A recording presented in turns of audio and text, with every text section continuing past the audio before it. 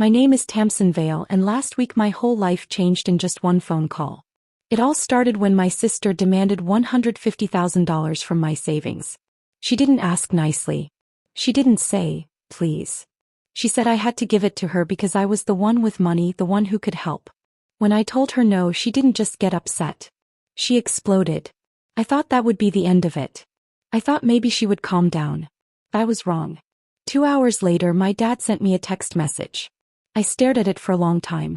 It was so cold and serious that it almost didn't feel real. It said, "Sign off on her mortgage or don't come back." Just like that. No explanation, no kindness, no understanding. I felt my stomach drop. I had to think fast. Then I made a decision. The only thing that made sense was to leave. I bought a one-way ticket out of Nashville.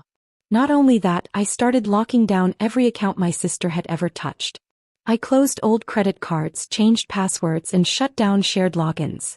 Anything she could access, I made sure she couldn't. I locked it all down. I did it quickly because I knew she would try to stop me. By midnight, my phone was buzzing like crazy. I had 37 missed calls.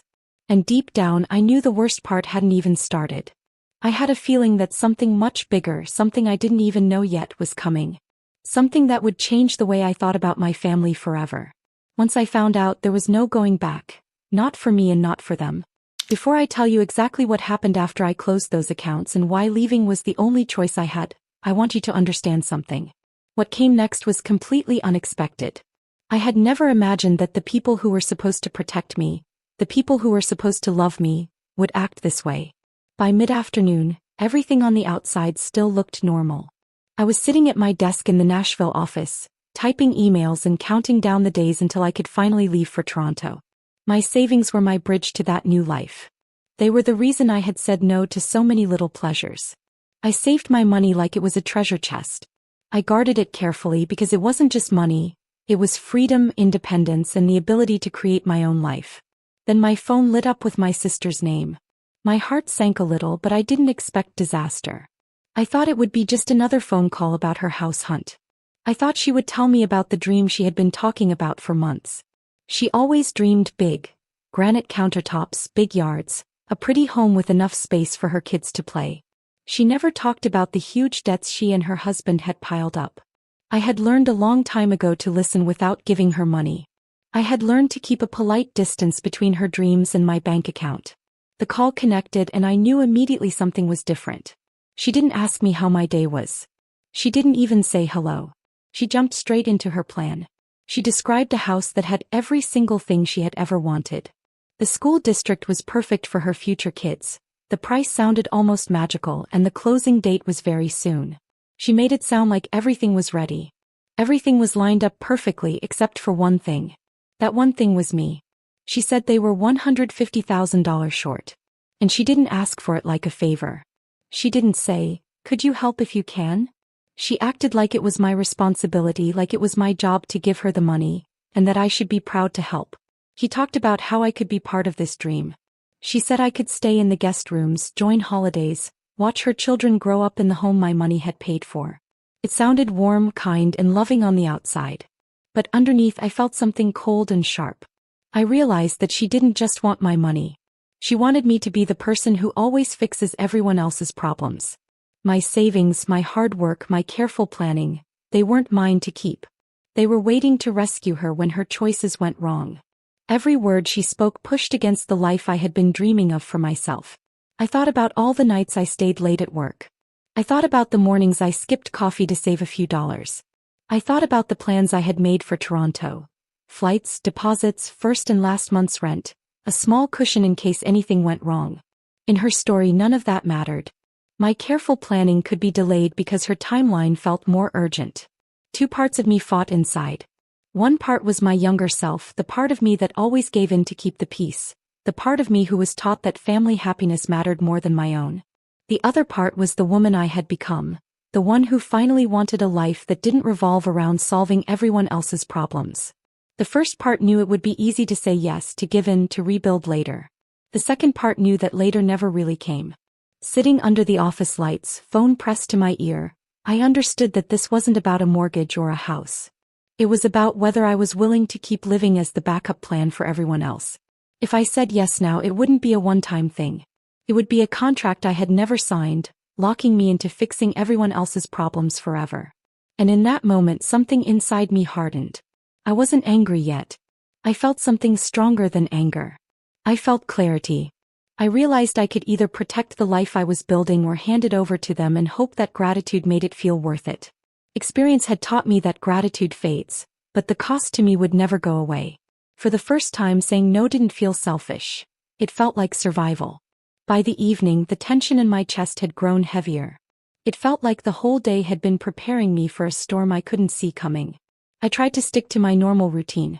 I closed my laptop, gathered my things, and walked toward the parking lot. But every step felt strange, like I was walking into something I couldn't control. Whatever came next, I knew it wouldn't be about money or a house. It would be about the place I held in a family that had already chosen my role long before I even understood it. Then my phone buzzed again. It was my dad, Evander Lynx. I knew exactly what this call meant.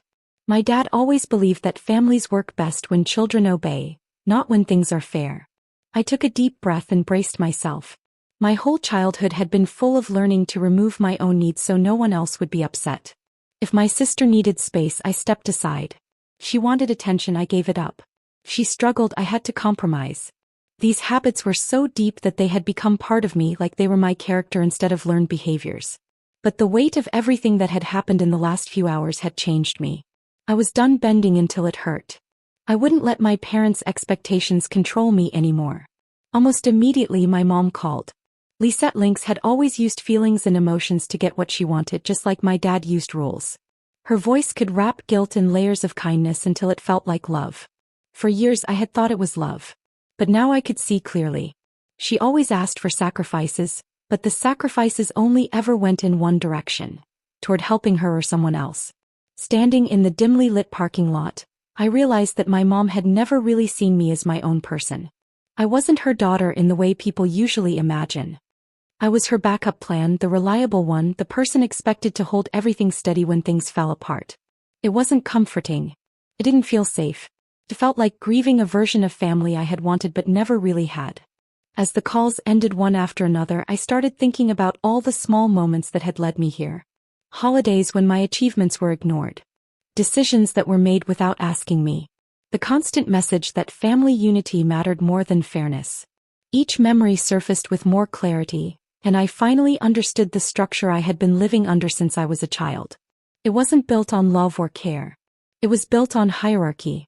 My sister, Vespra, stood at the top, protected from consequences and wrapped in approval. My parents stood beneath her, supporting her comfort even if it cost them. And I stood at the bottom, quietly holding everyone else steady because I was capable of doing it. The moment I imagined stepping away from that structure, everything trembled. And that tremble, the fear of losing me, was what they were reacting to now. It wasn't about money. It wasn't about a house. It was about the person who had quietly kept everything balanced.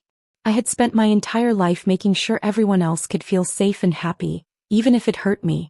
But now I realized that my life belonged to me. My savings, my time, my dreams, they were mine. I couldn't give them away just to make other people feel comfortable. Walking away wasn't just a choice. It was survival. As I drove home, the city lights were flashing past me so fast they looked like streaks. My thoughts were moving fast too. I felt so many feelings at once that I hadn't noticed earlier. I felt sad for my family. I wanted to believe that everything was okay, but my heart knew it wasn't. I also felt frustrated. There were so many rules and roles I was expected to follow, and I didn't like them. But there was also something else. A quiet feeling that something important was about to happen. I felt it deep inside me, like when you know a storm is coming even before the clouds cover the sky. It was small at first, but I couldn't ignore it. The feeling I had wasn't anger or rebellion. It was calmer and steadier. It was a quiet understanding that I couldn't fix all the problems that weren't mine by just giving in one more time. I had been doing that for so long. If I kept going like I always had, I would be stuck helping with problems that I never caused. That thought made something inside me firm up. I realized that the choice I had to make was clear. The night felt heavy when I pulled into my driveway, but it was a different kind of heavy. It wasn't the bad, sad kind of heavy. It was the kind that comes when you finally make a big, important decision. I was deciding I was done living to fix everyone else's problems. I didn't know how my family would react when they realized I wouldn't just bend and do what they wanted anymore. But this time I didn't feel scared. I felt a little free for the first time in a long time. Later that night, the quiet in my house felt strange. It was almost like the walls were watching me and waiting for something to happen. My thoughts kept going back to the phone call I had earlier that day. Something about the way the day went made me think about things I had been avoiding for a long time. I realized I needed to check all my money accounts. Not because I doubted myself, but because I didn't trust some people who used to say they loved me. I felt nervous as I opened my laptop. My stomach tightened because I already had a feeling I might find something upsetting. The first account I opened was a credit card I hadn't used in months. When the page loaded, my chest felt heavy. I saw that Vespera Lynx's name was still listed as someone allowed to use the card. I had completely forgotten she could still touch it. Looking at it now made me feel cold inside. When I started scrolling through the charges, it felt like going down a staircase I didn't want to be on. There were purchases for fancy home decorations, spa treatments, and even a weekend trip at a very expensive place. $7,000 was gone. But it wasn't the money that hurt the most. It was the confidence she had when she spent it. She didn't ask me. She didn't warn me. She just assumed she could do it because she thought I wouldn't check. I realized that this wasn't just about money. It was about control. She had control over things she shouldn't have. She had taken advantage of that control without thinking twice. I remembered all the times I had been told that helping her was just part of being family. Now I understand those words differently. They weren't about love or care. They were more like instructions. They were orders that came disguised as affection. I decided to remove her name from the account. Clicking the confirmation button felt heavier than it should have. It felt like taking back something that had always belonged to me. Filing the dispute to get the money back was easier. It felt more like a process than an emotional fight. It was the first step in taking back control of my life and setting boundaries. But I didn't stop there. I checked every account I had. Checking my savings, retirement accounts, and investments. I looked at everything carefully, even the things I used to ignore. The more I looked, the more I realized how much I had given away over the years without thinking. There were old shared emails, passwords, and accounts I had made when I thought it was convenient to share things. Then I found something that made me freeze. One of my savings accounts listed Vespera Lynx as the person who would receive the money if anything happened to me. That setting was 5 years old. Back then, I thought I was being generous and helpful. I didn't know it would become another way for her to have access to things that weren't hers. Changing that setting wasn't just an ordinary task. It felt like taking back trust one had given too freely. When the confirmation email came, I felt a strange calm. Not happiness, but a quiet feeling of freedom.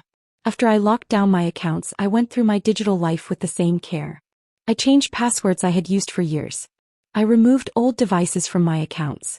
I set up extra security that no one else could guess. Each change felt like closing a window that had been left wide open. I realized I had been leaving myself exposed even to my own family. The night stretched on and my feelings changed. It wasn't fear or anger anymore. It was understanding. I realized that for years, I had treated access to money and accounts as trust, and trust as something permanent. I had never thought that someone who relied on me might see that reliance as a right to take whatever they wanted. Sitting there in the dim light with the quiet hum of my electronics, I felt something inside me shift. It wasn't a big explosion. It was a slow, steady change in how I saw everything. The next morning carried a strange kind of energy. At work, I held a cup of coffee, but I wasn't really drinking it. The quiet around me felt almost fragile, like the day itself was waiting for something to happen. My thoughts moved around restlessly. I finally opened my email inbox and saw a message from Kieran Ardent, my financial advisor. Seeing her name made me feel a mix of tension and relief. Kieran was careful, precise, and thorough. Something had caught her attention. It meant it was serious. Kieran's report went through all my finances. It wasn't a small mistake or misunderstanding. It showed choices that had been made behind my back. The first part of the report listed big loans connected to Vespera's household. They weren't small requests.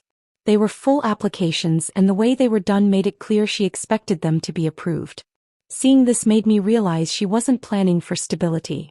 She was planning as if I would always rescue her. The report went deeper. Kieran matched patterns of missed payments with dates when Vespera had talked about money problems but hadn't told me the whole truth. There were unpaid balances, penalties, and refinancing attempts. It wasn't a temporary problem. It was a long-term pattern of instability held together with hope and denial. One part of the report hit me the hardest. It showed spending patterns from accounts I thought were separate, accounts Vespera shouldn't have known about. She was moving money around like she thought I would always cover for her. I realized I had been paying for things I didn't even know about. Kieran also explained what might happen if I kept helping them. My career plans could be delayed. My savings could be compromised. My future could be at risk. Seeing it all laid out in black and white made my thoughts clear.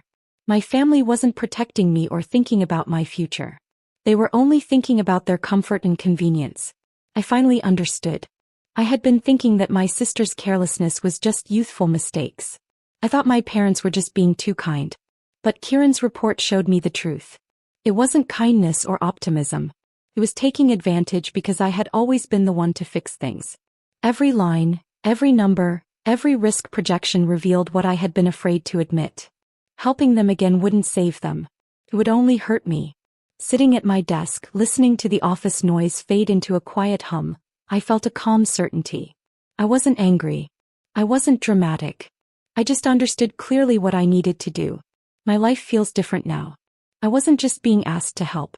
I was trapped into helping forever. Every number, every debt, every risk showed the pattern I had ignored for years. I couldn't ignore it anymore. I had to take care of myself first. The weight I had carried for so long, trying to fix everyone else's problems, felt different now. It wasn't a burden anymore. It was the weight of choice. I could decide to live my life for me, not for anyone else's comfort. I could finally close the doors that had been left open for far too long. I could set boundaries. I could protect my future. Thinking about everything made me feel strong in a way I hadn't felt before. I had spent years thinking that family meant giving in, giving up my needs and taking care of everyone else. Now I know that sometimes family can also mean protecting yourself. Sometimes love means saying no. Saying no doesn't make me mean. It makes me responsible for my own life. I spent hours checking and double-checking all my accounts and passwords. Each change I made felt like putting up a fence around something precious. Not just my money but my peace and safety. I realized how exposed I had been simply because I trusted too easily. I hadn't thought that the people I cared about might take that trust for granted. But now, every change I made was like taking back control I had unknowingly given away. The quiet in my house at night felt different now. It didn't feel strange or staged anymore. It felt honest. It was quiet because I had finally faced the truth. And facing the truth made me feel powerful in a calm way. I wasn't scared of the changes to come. I was ready. I knew I couldn't change my family's patterns, but I could protect myself. As the days went on, I felt that shift inside me grow stronger. I wasn't afraid of uncertainty anymore. I didn't need to know how my family would react. I knew I was doing what was right for me. That understanding felt like freedom beginning to take shape. I could finally breathe without feeling guilty. Everything I had done, checking accounts, locking passwords, changing beneficiaries, reviewing Kieran's report, was part of reclaiming my life. I realized that helping had always been mixed with sacrifice. But now I understand the difference between helping and being taken for granted. I wasn't going to let myself be the fallback anymore. I wasn't going to be trapped in a cycle where my support was assumed and my needs ignored. Finally, after hours of sorting through everything, I felt a calm settle over me. It wasn't happiness. It wasn't a relief. It was clear. I knew what I needed to do. I had the proof I needed. I had the boundaries in place. And most importantly, I had my own life to protect. For the first time in a long time, I didn't feel like I was just responding to everyone else's problems. I felt like I had my own path. My family might be upset. They might be confused. But that didn't matter. What mattered was that I was no longer carrying the weight of their choices. I was no longer the quiet answer to their crises. I was free to take care of myself. The night had been long, but it had changed me. I had faced the truth. I had taken steps to protect myself. And I had done it calmly without anger or yelling. I realized that sometimes, the most powerful thing you can do isn't loud. It's quiet, steady, and firm. And that night, I felt that power inside me for the first time. I had learned an important lesson. Trust is precious. Boundaries are important. Love doesn't mean giving away your life. And sometimes, protecting yourself is the bravest thing you can do. As I sat in my living room, the quiet humming around me, I knew that everything had shifted. My life was changing. I had taken the first steps toward a future where I didn't have to sacrifice myself for everyone else. I was done being the silent solution to problems I didn't create. And that was a choice I could live with finally and fully. The situation wasn't about love or being nice. It was about keeping myself safe. And even though it hurt, the report I read showed one thing clearly. Whatever happened next, walking away wasn't being mean or leaving anyone behind. It was the first time I was really taking care of myself. By late afternoon, the air felt heavy, almost like it knew something big was about to happen. I tried to work, thinking that keeping busy with my usual routine would help, but my mind wouldn't stop thinking about the truth I had discovered. I couldn't ignore it anymore. Then my phone buzzed again. This time it wasn't my sister sending a message. It was Evander Lynx. The moment I saw his name, I felt that tight, uncomfortable feeling in my chest. Evander rarely hid his certainty. He always acted like he knew what was best, and he expected everyone to do exactly what he said. My body remembered the old pattern, the one I had learned when I was too young to understand what obedience really cost. In his world, choices were simple. You did what was expected. And if you questioned those expectations, it was seen as being disloyal. Reading his message didn't shock me. Instead, it reminded me of the countless times I had fallen into the same pattern, doing what was expected because I had been taught that was the right thing to do. Authority was disguised as advice, and obligation was disguised as family duty. But now the stakes were clearer. This was not about helping or fairness. It was about keeping control over someone who had always followed the rules without question. A few moments later, another notification appeared. This one was from Lisette Lynx. Her message felt warm, but it also carried a weight of guilt. She had a way of making emotional pressure feel like caring. Her words made me feel responsible for everyone's happiness and stability, but not my own. Reading her message, I felt the old instinct to explain, to fix, to calm things down. But beneath that instinct, I realized something important. Every compromise I had made over the years had taught them that my boundaries were optional.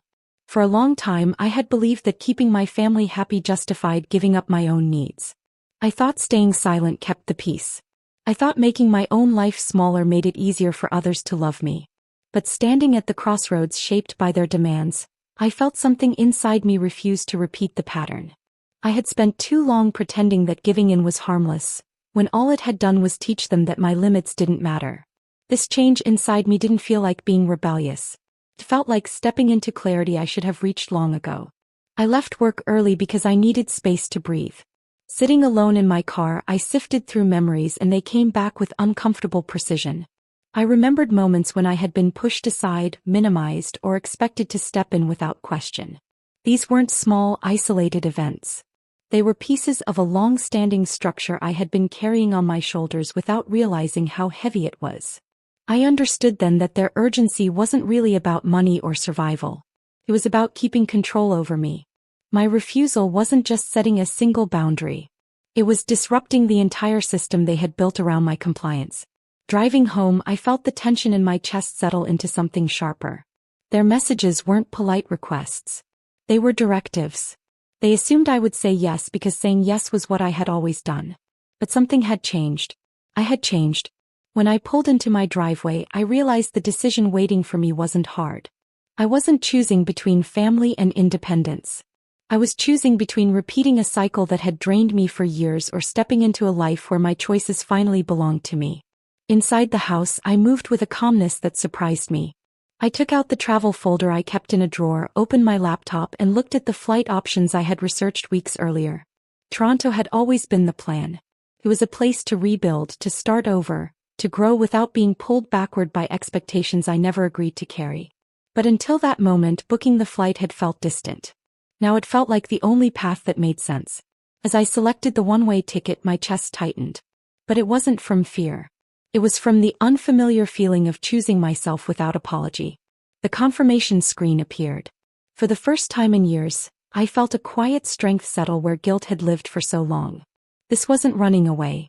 It wasn't revenge.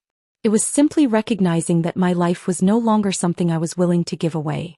When the email arrived, sealing the decision, the shift inside me became real.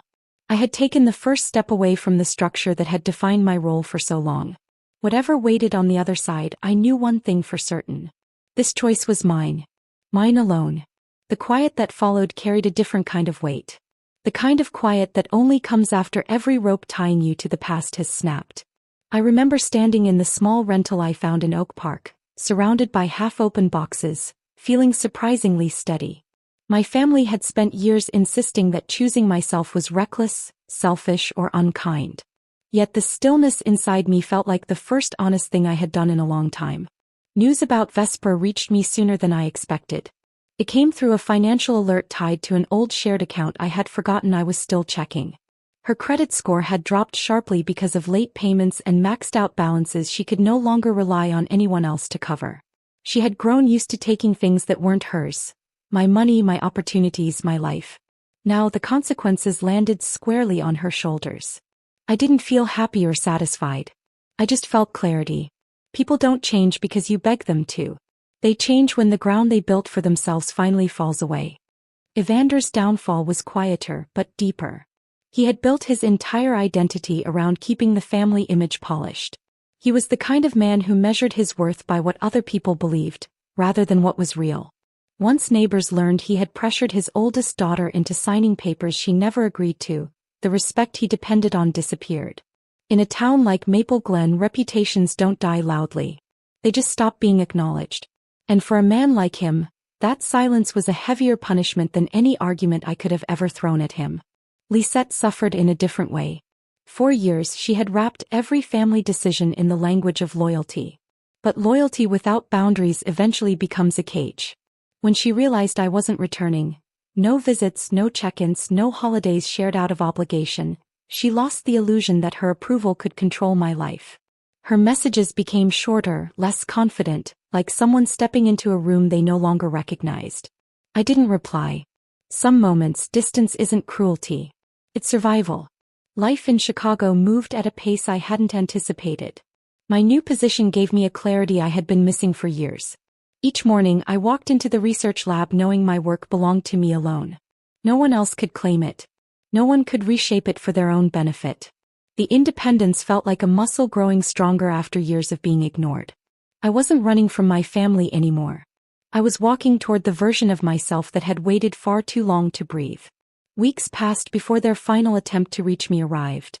A formal letter came from an attorney tied to the Lynx household. It wasn't threatening, just a desperate attempt to pass responsibility somewhere else. I skimmed it once, folded it neatly, and slid it into a drawer I never opened again. There had been a time when something like that would have broken me. Now it felt like the closing act of a story I had already left behind. What surprised me most wasn't their persistence. It was the absence of any real regret. Not one word acknowledging the harm caused. Not one sign that they saw me as anything other than a resource they had lost. That realization cemented something I had been trying to understand since the day I bought that one-way ticket. Leaving wasn't abandonment. It was release. The months that followed reshaped me in ways I didn't recognize at first. Grocery runs didn't make my chest ache. Evenings passed without waiting for my phone to light up with a new demand. Waking up didn't feel like carrying the weight of other people's expectations pressing on my ribs. Peace doesn't always arrive with fireworks. Sometimes it comes quietly. No noise, no pressure, no guilt. I thought about Vespera occasionally, usually when reviewing financial records at work. Patterns of overspending, cycles of denial, footprints of privilege that always assumed someone else would pay. Her downfall wasn't dramatic, but it was final. A denied mortgage, an eviction warning, a shrinking circle of people willing to absorb the cost of her choices. It was the kind of ending that fits real life, not loud or explosive, just inevitable. As for me, I rebuilt without looking back. I learned that healing isn't always soft. Sometimes it's quiet. Sometimes it's the decision to stop offering yourself to people who see you as replaceable. Sometimes it's the steady refusal to justify your boundaries. It's the courage to walk forward even when the past screams at you to turn around. And here's the truth I want anyone listening to understand. Family can be a place of love. But it can also be the first place that teaches you to forget yourself. The real test isn't whether you stay. It's whether you recognize when staying is destroying you. Walking away didn't make me heartless. It made me whole. And if you've ever had to choose between being needed and being respected, I hope you choose the path that lets you breathe again.